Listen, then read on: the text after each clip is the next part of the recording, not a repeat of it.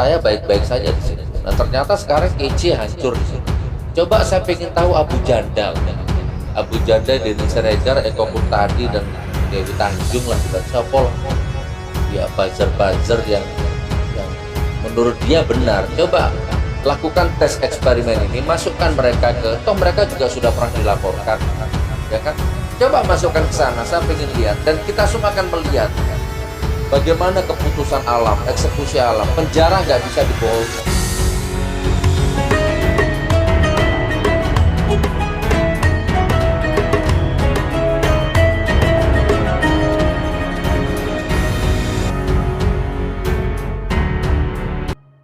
Denting melodi sufi menelusup jauh begitu dalam,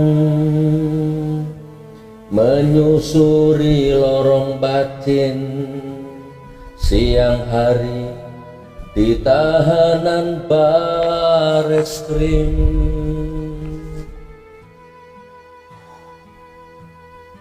Jenuh dan syahdu, kecewa dan ikhlas, marah dan sabar timbul tenggelam di samudra jiwa, datang dan pergi mewarnai hari di tahanan bareskrim.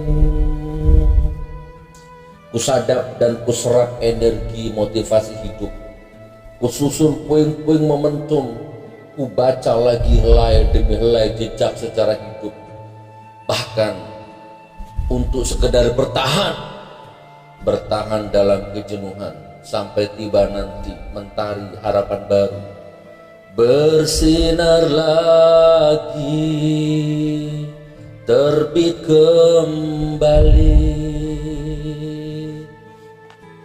Denting melodi sufi menelusup jauh begitu dalam,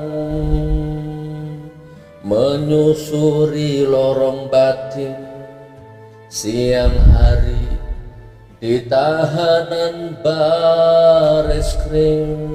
Masya Allah, lirik ini, syair ini tercipta siang hari ya, selesai sholat duhur. Ayat demi ayat, surah demi surah di dalam Al-Quran, hanya itu yang mampu menyegarkan belantara batinku yang tandus. Zikir dan zikir, solawat dan istighfar, bergumam tak bersuara, hanya itu yang mampu menyuburkan gurun sahara hatiku yang gersang. Wajah lugu anakku, si buah hati, senyum manis istriku, belahan jiwa, bingkai cantik lukisan keluargaku yang sakinah. Itu juga salah satu alasan yang membuat aku harus bertahan dan tetap bertahan. Karena banyak sekali orang yang tidak mampu bertahan, memilih mengakhiri hidupnya di tiang gantungan. Masya Allah. Oke saudaraku, assalamualaikum warahmatullahi wabarakatuh. Tadi itu lagu judulnya Denting Melodi Sufi. Itu pengalaman-pengalamanku di dalam tahanan ya, banyak sekali. Oke saudaraku, hari ini kita akan ngevlog. Aduh ya Allah, bikin konten ngalor ngidul, mudah-mudahan manfaat. Oh ya, sebagai pembuka, aku itu nggak pernah meminta subscribe ya. Akunku yang pertama yang Munjia Channel, banyak nanya, Munjia Channel itu disita polisi ya, waktu ditangkap malam-malam di sini. WiFi dibongkar, disita, laptop disita, handphone 3 disita, handphone yang Munjia 1, handphone kedua disita semua. iPhone apa itu waktu itu, Samsung ya 16 sampai 18 jutaan lah handphone disita. Udah itu diminta password. Habis itu akun Munjia Channel juga disita, diminta password, dan sampai sekarang nggak dikembalikan. Ya sudahlah. Ya untung kita bangun channel YouTube itu kan memang visi misinya, orientasinya kan memang dakwah, menabur bibit padi, perkara tumbuh rumput, alhamdulillah kan begitu. Karena itu kan waktu saya ditangkap itu kan subscribe-nya sudah 550-an. Andai kata nggak disita mungkin sekarang sudah 1 juta. Walaupun aku nggak pernah minta subscribe ya. Oke, maksudnya begini. Yang sekarang ini juga begitu, tiba-tiba naik pesat sampai 30 ribuan ya. Saya nggak pernah minta subscribe ya, karena itu bagian dari idealis ya. Tetapi aku rasakan kan subscribe itu, orang juga subscribe itu kan juga keluar data ya, keluar tenaga, keluar pikiran, minimal keluar jempol lah, pluk gitu. Maka rasanya aku berdosa kalau tidak menyampaikan terima kasih ya.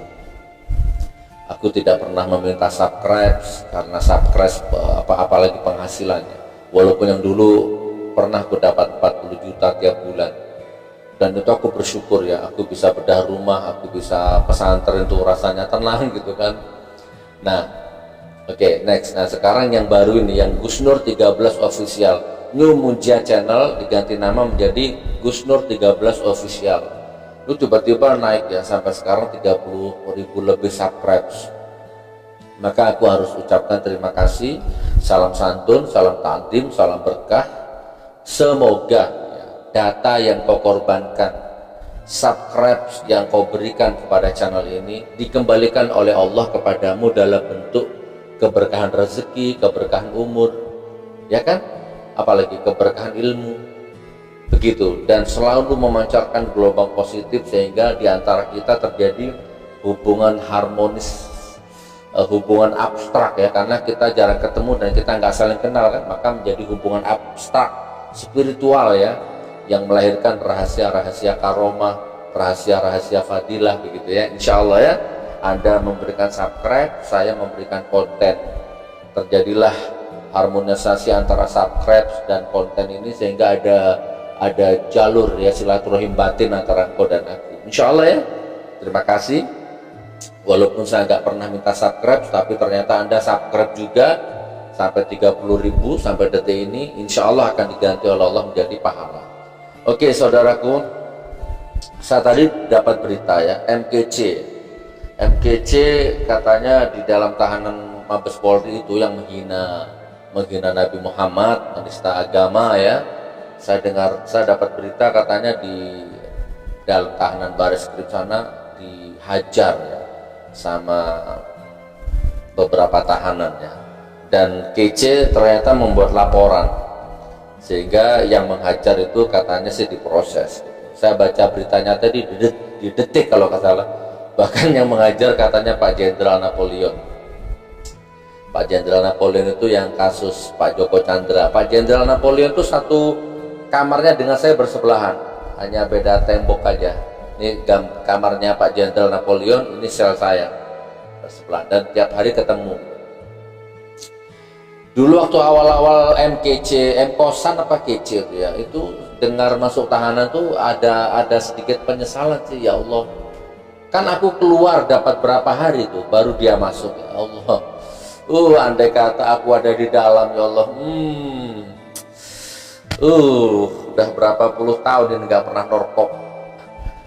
norkop orang-orang yang memang layak untuk ditorkop. Nggak masalah mau dilaporkan, mau diproses, yang penting sudah tersalurkan haknya tangan ini untuk menorkop, rompal giginya penista-penista agama.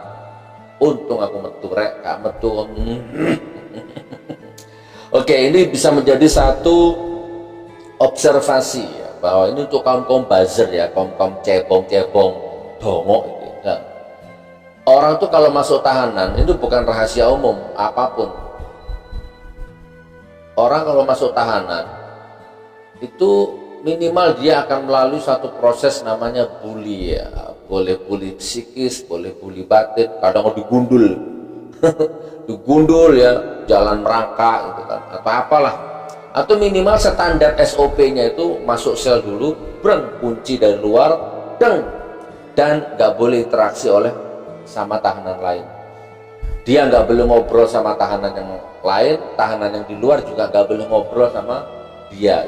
Pokoknya baru masuk langsung masuk sel sendirian, digembok, diisolasi, bisa seminggu, bisa 2 minggu. Begitu memang standar.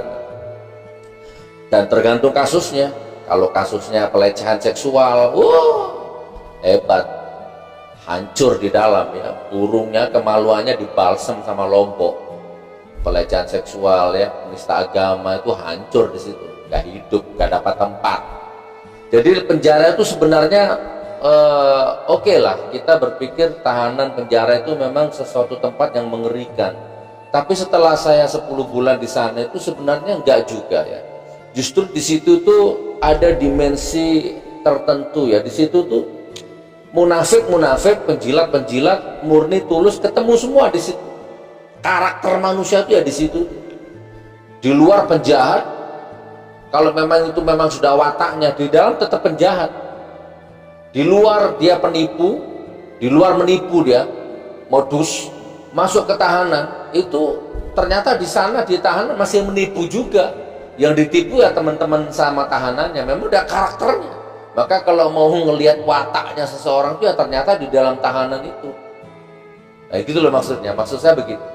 Nah alhamdulillah saya masuk tahanan itu 24 September atau Oktober ya, 24 pokoknya itulah ya, jam 12 malam saya masuk tahanan. Alhamdulillah saya nggak dibully ya. Bahkan mungkin 90% tahanan di situ sudah kenal saya semua. Saya langsung disambut sebagai keluarga, saya langsung dimasukkan sel dan gak digembok. Tiba-tiba sudah orang-orang tahanan situ udah masuk ke kamar saya semua, teh, kopi, makanan, cemilan, roti udah tersedia di situ semua. Nah, artinya apa? Alam ya, eksekusi alam, audit alam, keputusan alam itu kan juga mempengaruhi. Alhamdulillah, saya baik-baik saja di situ. Nah ternyata sekarang kece hancur di situ. Coba saya pengen tahu Abu Janda lah ya. Abu Janda, Denny Siregar, Eko Kuntadi dan Dewi Tanjung lah bilang siapa lah ya, buzzer-buzzer yang menurut dia benar. Coba lakukan tes eksperimen ini, masukkan mereka ke, toh mereka juga sudah pernah dilaporkan ya kan, coba masukkan ke sana. Saya pengen lihat dan kita semua akan melihat bagaimana keputusan alam, eksekusi alam. Penjara nggak bisa dibohongi, baik-baik, buruk-buruk, jahat-jahat. Di luar jahat, di luar buruk, di dalam akan diperlakukan dengan buruk dan jahat. Buktikan. Nah, jadi MKC dihajar katanya. Saya bersyukur ya. Ya, tapi kok masih hidup gitu ya. Saya berharap gak hidup. Mungkin kurang keras mukulnya itu. Main hakim sendiri. Ya gimana kalau nggak main hakim sendiri, udah penista agama kok. Harusnya ya jangan sampai dipukul. Kalau hukum ditegakkan nggak mungkin terjadi. Main hakim sendiri itu kan juga bagian konsekuensi dari tidak adanya ketegasan hukum. Maka terjadilah hukum rimba, terjadilah main hakim sendiri. Karena mengandalkan hukum sudah nggak bisa, udah nggak bisa dipercaya. Gitu. Harun Masiku aja sampai sekarang nggak tahu kemana rimbanya. Koruptor yang bikin sengsara rakyat malah dapat korting, dapat diskon. Kan jadi akhirnya kan gimana kita mau percaya hukum? Maka main hakim sendiri menjadi solusi. Oke ya, itu berita yang pertama, penista agama. Alhamdulillah berarti masih ada teman-teman di dalam itu yang punya ghiroh. Saya boleh bajingan, saya boleh kriminal, tapi saya nggak terima kalau agamaku, nabiku dihina. Mungkin gitu, mungkin prinsip teman-teman di dalam sana itu. Ya hajarlah kau. Nah, saya tunggu ya Abu Janda, Denny Siregar, kapan giliran kau masuk ke sana. Saya ingin lihat, kalau kau orang baik, kalau kau orang benar, kamu tidak akan mengalami apa-apa di dalam sana. Ya kurang lebih begitu. Oke saudaraku, itu yang pertama yang mau saya sampaikan ya. Barakallah. Terus kemudian gaji DPR ya, gaji DPR Krisdayanti belak-belakan, udah agak lama sih beritanya, minggu-minggu kemarin. Tapi kan nggak apa-apa kita bahas terus. Bila perlu kita bahas tiap hari deh. Ya biar keculek matanya anggota DPR itu, biar uh gitu ya. Saya meja kantorku tuh, WA ku tuh tiap hari kedatangan proposal, kedatangan surat, tangting apa coba? Apa? Kejebak riba, diusir dari kamar, diusir dari rumah kontrakan, diusir dari kamar kos-kosan, mau bunuh diri karena udah nggak kuat makan, kena PPKM tapi nggak dikasih solusi. Orang nggak boleh keluar, orang dibatasi, cari makan disiram sama air apa itu semprot kayak anjing gitu. Sementara cukong Cina-Cina mall-mall bebas, rakyat kecil jualan nggak boleh, ya kan? Terjadi seperti itu kan selama ini. Nah, banyak itu minta, ya alhamdulillah sejak saya ditahan, keluar dari tahanan kemarin, baru satu yang saya eksekusi, ya, satu keluarga diusir dari kontrakannya karena nggak kuat lanjut bayar kontrakannya. Akhirnya kita kontrakkan rumah yang baru, kita modali. Ini sudah tayang di Munjia Channel, tayang di Gus Nur 13 official. Nah tadi masuk lagi, ini ya, sepasang suami istri tinggal di kos-kosan. Ini antara Gempol dan Porong ya, tinggal di kamar kos-kosan, sudah nggak bisa bayar, sudah telat 3 bulan, hampir 4 bulan, sudah diusir secara halus sama yang punya kontrakan, dan sudah datang ke beberapa takmir masjid untuk numpang tidur di masjid dan belum dikasih izin tidur di masjid. Nah, sampai sekarang udah gak makan sehari 2 hari, udah gak mikir makan karena yang dimakan gak ada, mana mikir mau dikeluarkan dari kontrakan. Nah, masuk ke saya, besok saya survei, saya eksekusi. Besok ya, sekarang hari apa ini? Kita syuting hari Sabtu 18 September pada Isya. Besok hari Ahad. Ahad pagi saya ada tamu, mungkin agak siang kita akan eksekusi. Sementara anggota DPR jeglak cangkeme ya, muntal pajak, muntal gaji ratusan juta. Sementara rakyatmu PPKM, Covid, kelaparan. Kamu jangan remehkan. Bukan hanya 1-2, jutaan orang seperti ini sekarang itu diusir dari kos-kosannya, dari kontrakannya, nggak tahu mau kemana. Saya nggak ngeluh, saya bahkan bersyukur, ya Allah, makasih ya Allah. Aku bukan caleg, aku bukan anggota dewan, aku bukan presiden ya Allah, aku bukan pejabat, aku bukan pegawai negeri, aku rakyat biasa juga, tapi alhamdulillah. Susah aku ungkapkan, tidak ada ibarat yang bisa aku jadikan umpama, tidak ada kata-kata yang bisa aku jadikan lukisan. Betapa bersyukurnya aku, engkau jadikan aku menjadi tempat curhatnya orang gitu loh, tempat keluh kesahnya orang. Bersyukur aku. Ya kadang-kadang otakku juga nakal, otakku nakal sih kadang-kadang. Kok nggak ke Abu Janda ya, kok nggak ke Denny Siregar ya, kok nggak ke Eko Kuntadi ya, kok nggak ke Ngabalin ya, kok nggak ke, nah itulah, kok nang aku, orang yang dibenci rezim, orang yang dibenci buzzer, orang yang tidak pernah makan jeglak duitnya politikus, mereka ke saya, rumahnya digusur ke saya, habis kontrakannya ke saya, dikejar debt collector ke saya, dikejar rentenir ke saya. Kok nggak ke Denny Siregar, kok nggak ke buzzer tuh. Nah ini celotehan, ya sekedar celotehan, nggak maksudnya nggak serius gitu ya. Aku bersyukur dalam 10 orang yang curhat yang datang ke meja kantorku, dalam 10 orang minimal 1 atau 2 bisa aku eksekusi. Ya opor ya, aku juga kalau keluarga udah nggak tak hitung, keluarga itu sudah banyak ngalahnya. Ya pesantren ya, Masya Allah, belum pesantren ya, makanya aku bersyukur ditemani oleh ada beberapa teman yang jamaah-jamaah itu yang sehati. Ya Allah, Masya Allah, ada nggak usah disebut namanya lah ya. Saya bersyukur ditemani oleh orang-orang yang segera seperti itu. Oke, saya next ya, closing statement ya. Dikejar debt collector, diusir dari rumah kontrakannya, ya larinya ke sini.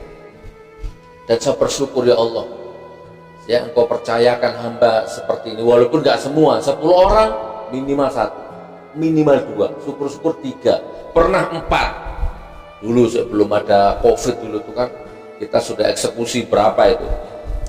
Nah besok kita ini suami istri ya, mau tidur ke masjid pun gak diizinkan sama takmirnya.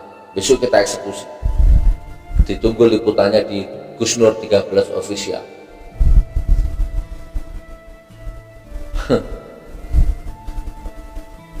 Mau ngomong apa gini? Aku pengen lihat matinya itu orang yang badok gaji ratusan juta, tetapi masih ada rakyatnya yang kelaparan. Padahal dulu rakyatnya itu yang nyoblos, yang memberikan suara itu kamu tuh. Kalau waktu kampanye kamu belusukan ke rumah rakyat, gak peduli 20 menit tuh, gak peduli siang, pagi, sore, belusukan ke rumah rakyat, nyemplung got, taek. Begitu terpilih kayak gini nih, rakyatmu kelaparan gitu. Matamu asu. Ketawa cekikak-cekikik, makan duit puluhan juta, gak malu. Kalau aku gak kolu, apa bahasa Jawa, gak kolu, gak masuk.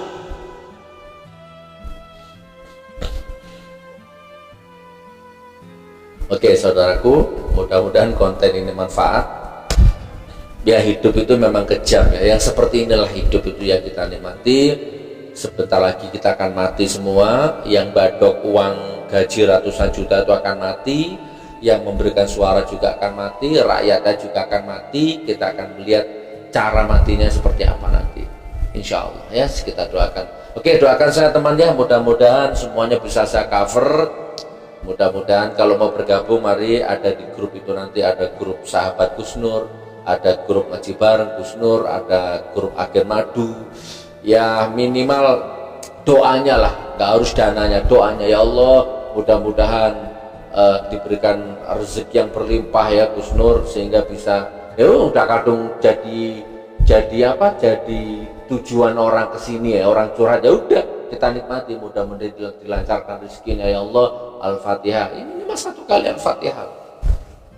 Udah ya saudaraku ya, sampai ketemu di video berikutnya. Sekali lagi terima kasih atas subscribe-nya. Saya nggak minta subscribe, tapi Anda subscribe juga. Saya ucapkan terima kasih, diganti sama Allah itu sebagai dengan keberkahan rezeki dan keberkahan ilmu, insya Allah, keberkahan rumah tangga, insya Allah. Mudah-mudahan manfaat. Assalamualaikum warahmatullahi wabarakatuh.